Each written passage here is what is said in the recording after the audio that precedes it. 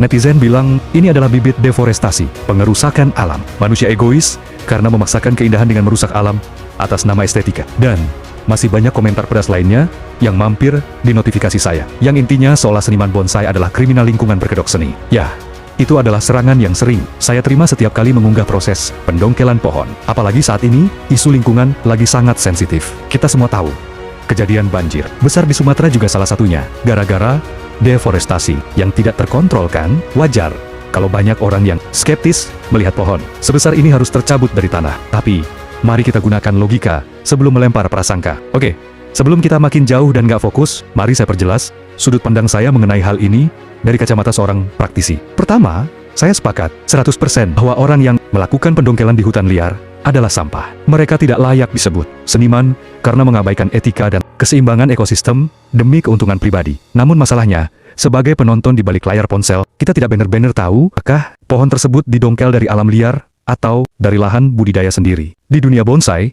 kami punya lahan training, di mana pohon ditanam di tanah untuk membesarkan batang sebelum akhirnya naik ke pot. Jika dia mengambil dari kebunnya sendiri, dari hasil perawatannya bertahun-tahun, di mana masalahnya? Toh, itu adalah hak penuh sang pemilik lahan. So, please netizen, jangan asal menghujat sebelum tahu faktanya secara utuh. Ada ribuan jam perawatan yang tidak terekam dalam video singkat ini. Lalu netizen teriak lagi. Lihat itu.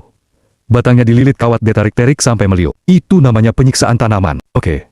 Saya dengar suara kalian. Memang prosesnya terlihat ekstrem dan kasar bagi mata orang awam. Apalagi saat melihat kawat-kawat tembaga besar ini menekan kulit kayu yang keras. Tapi kalian harus paham, dalam seni bonsai, kawat ini bukan rantai penjara, melainkan alat komunikasi kami dengan pohon. Ini bukan tentang menyiksa, tapi tentang mengarahkan energi, cahaya, dan estetika ke titik yang tepat. Disinilah letak kesabaran dan kepekaan yang tidak dimiliki semua orang. Kami memegang prinsip. Proses ini haruslah kolaborasi 50%. Keinginan seniman, 50% keinginan pohon. Kami mendengarkan serat kayu. Jika pohon menunjukkan tanda stres, kami berhenti. Karena jika pohonnya mati, seni kami juga mati. Lihat baik-baik yang dilakukan seniman dalam video. Dia melakukan styling dengan penuh hati-hati. Dia membengkokkan batang sambil membaca keinginan pohon. Jika dia terlalu bernafsu dengan keinginannya, batang akan patah. Ukuran kawatnya juga harus sesuai dengan kemampuan tanaman. Pun demikian dengan kelenturan kawatnya. Setelah itu, barulah dilakukan styling. Bagian selanjutnya adalah melakukan perapihan di bagian-bagian yang terlewatkan.